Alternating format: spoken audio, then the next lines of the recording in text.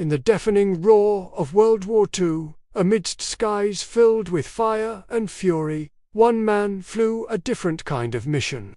This is the story of Major Heinrich, a pilot who navigated not just the treacherous airspaces of Europe, but the even more complex landscape of his own conscience.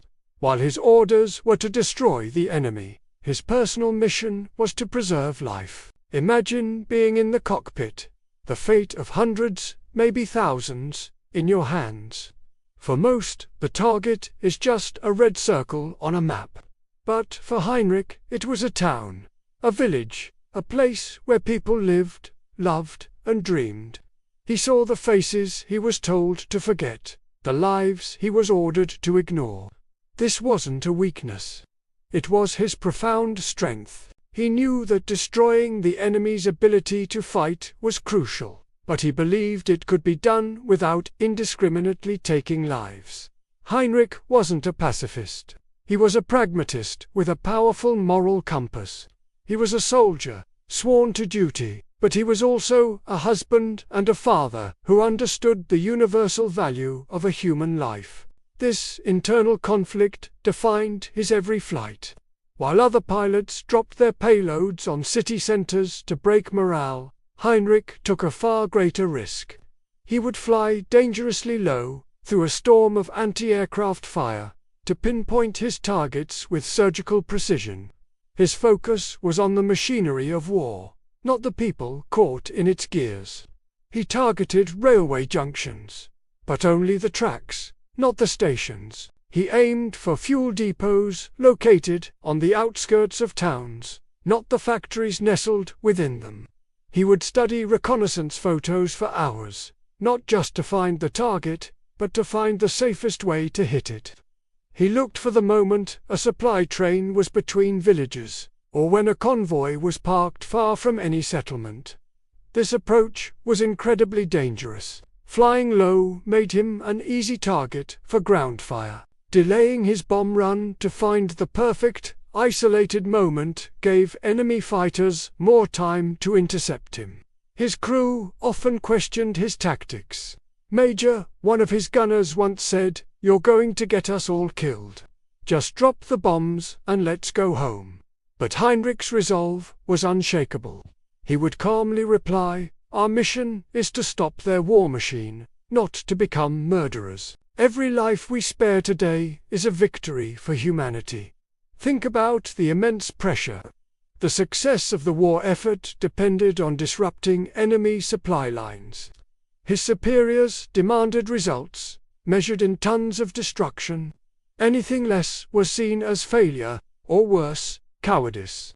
Heinrich walked a tightrope, balancing his military duty with his personal ethics. He knew that one mistake, one bomb off target, could not only kill innocents, but also end his career and mark him as a traitor. There was one mission that came to define his legacy. The target was a critical supply hub, a massive rail yard located right in the middle of a densely populated French town. The Allies had bombed it twice before, with devastating collateral damage and minimal impact on the rail lines. The local resistance had pleaded for a different approach. The mission fell to Heinrich. Instead of a high-altitude bombing run at night, Heinrich proposed a daring, daylight raid at treetop level. It was considered a suicide mission. His plan was to fly so low and fast that he could drop smaller, more precise bombs directly onto the key switching points and a single, vital bridge, crippling the yard without leveling the surrounding neighborhoods. As his squadron approached the target, the sky erupted. Flak cannons tore through the air. Enemy fighters swarmed them like angry hornets. 2 planes in his formation were hit and went down in flames. His own aircraft was peppered with shrapnel. His bombardier yelled, "We're too low. Pull up, Major, pull up." But Heinrich held his course. Through the smoke and chaos, he saw his targets. A perfect line of bombs severed the main tracks. Another salvo took out the bridge, sending it crashing into the river below. The supply hub was paralyzed.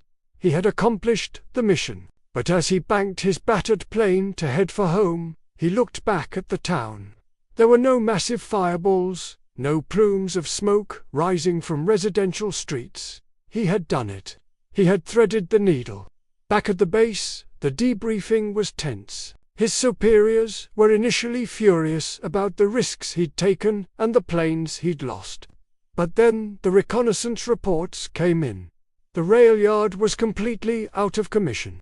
And, more importantly, reports from the French resistance confirmed that civilian casualties were almost zero.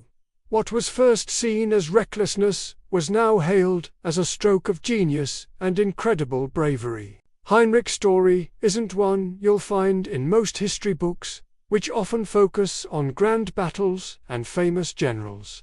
His war was fought on a much more personal, ethical front. He proved that even in the heart of the most brutal conflict in human history, there is room for choice. He chose to fight not just with bombs and bullets, but with conscience. His actions remind us that the uniforms and the flags don't erase the individual. Inside every tank, every plane, every trench, there is a person grappling with impossible decisions. Major Heinrich's legacy is a powerful testament to the idea that true courage isn't just about facing the enemy, but about holding on to your own humanity when the world is trying to strip it away. It's a reminder that morality doesn't disappear when war begins. It becomes more important than ever. His story challenges the black and white narrative of war. He was a good soldier, effective and dedicated. But he redefined what that meant. He wasn't just fighting for his country. He was fighting for a future where compassion wasn't a casualty of conflict. Even in the skies of a world at war, he showed that the most powerful weapon of all can sometimes be restraint. Thank you so much for joining us on this journey into the human side of history.